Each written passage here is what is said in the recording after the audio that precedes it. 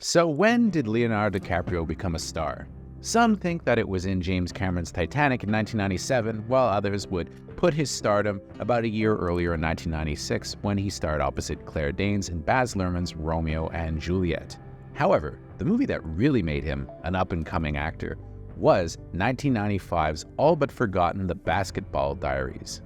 This movie teamed him with a very young Mark Wahlberg, earned good reviews, and became a huge VHS cult hit among teens in the 90s. I should know, I was one of the kids that had a copy of this movie on VHS, and it was well loved. In fact, I worked at a video store, and we can never keep our 1 or 2 copies in inventory because people would take them out and never return them. Yet, it's a tough film to find unless you're willing to shell out pretty big bucks for the long out-of-print Blu-ray or old-school DVD. You won't find it on streaming, and it remains an oddly obscure film considering how popular it was in the 90s. So what gives? The Basketball Diaries is based on the life of Jim Carroll, a writer-turned-punk musician whose 1978 autobiography this is based on.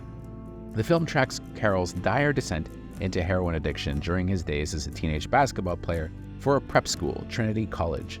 Living on the Lower East Side with his single mother, played by Lauren Bracco, Carroll raises hell along with his buddies, hustling basketball, ripping off the teams he plays against, and just being an all-around bastard delinquent, while trying to avoid the unwanted attention of his pedophile coach, played by the late Bruno Kirby.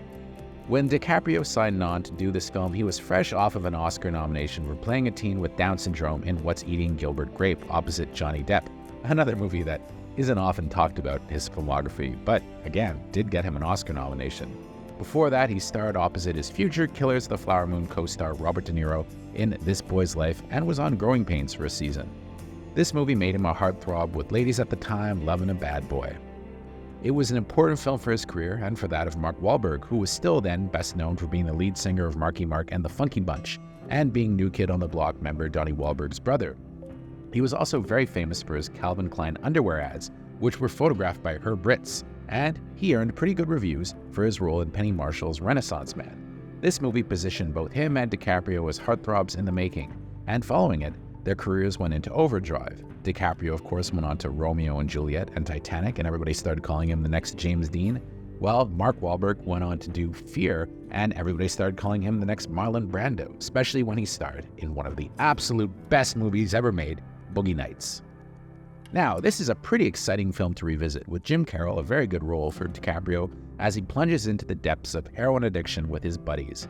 It's well directed by Scott Calvert, a music video director who only ever did one more movie, another juvenile delinquent flick called Deuces Wild, but he never landed another film after it.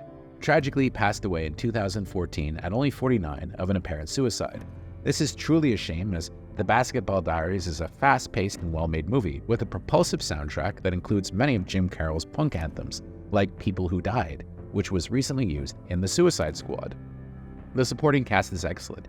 In addition to Bruno Kirby and Lauren Bracco, you also get a bunch of other good performances, such as a very young Michael Imperioli shortly before he was in The Sopranos, and Ernie Hudson, who plays kinda Jim Carroll's mentor, a local basketball hustler and ex-gangster who uses tough love to try and help him get clean of his addiction. You can also see the Daniel twins, who were kind of pinup models at the time and have gone on to actually very good acting careers, Brittany and Cynthia, who play Winky and Blinky, these two high society gals that kind of hook Carroll and his buddies on heroin. So why is this movie so hard to find? Part of me wonders if DiCaprio and Wahlberg might be ashamed or wary of revisiting some of the more unseemly aspects of this film, although of course I don't know that for sure. One thing worth noting is that the film has a very vivid fantasy sequence where Carroll fantasizes about shooting up his high school, and this sequence at the time was widely thought to have been one of the things that inspired the Columbine shooters. The misogyny and casual racism of the film might also shock some fans of the actors, but it's very true to the time that they're depicting and to the type of guys that Carroll and his buddies were. It's maybe a very touchy issue though for someone like Mark Wahlberg, who notoriously has a past as a convicted felon for a racially motivated attack when he was a teenager.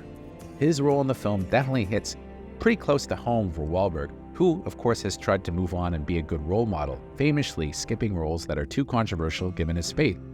I'm sure this is a movie he wouldn't be super keen to revisit, although he has talked about it in interviews, noting that him and DiCaprio had a bit of a feud going early on, but eventually bonded and they reteamed famously in Martin Scorsese's The Departed. The same might be true of DiCaprio, incidentally, who of course has his own past that he's trying to live down as a former charter member of the infamous posse. And scenes such as the one where he hassles Juliet Lewis as a drug-addled prostitute might make him cringe now. It should be said, though, this film really did change his career, as well as that of Wahlberg, so it's kind of a shame that it's so hard to find. Part of it might be due to the fact that the rights seem to currently be owned by Palm Pictures, which is best known for putting out music DVDs and Blu-rays.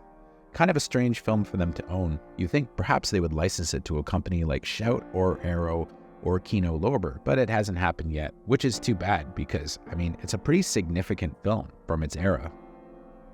Of course, it has its unseemly aspects, and that makes the movie a bit hard to watch at times, but it's also quite authentic as a film of its time, and it's telling a pretty gruesome story, and were they not to tell it this way, it would have come off like an after-school special, and hey, nobody wants to see that version of the Basketball Diaries. So, whatever the case may be, considering Scott Calvert's short career and the fact that it really did make DiCaprio and Wahlberg, it would be nice if somebody was to finally issue at least a decent copy of the movie that you can get through some other means besides piracy, because right now, the DVD and Blu-ray are very hard to get, and it is not available digitally on any platform.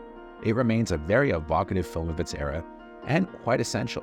It shouldn't be consigned to obscurity. And how controversial can it be? It's not exactly Ken Russell's The Devils, is it? So what if it was controversial? It was never meant not to be.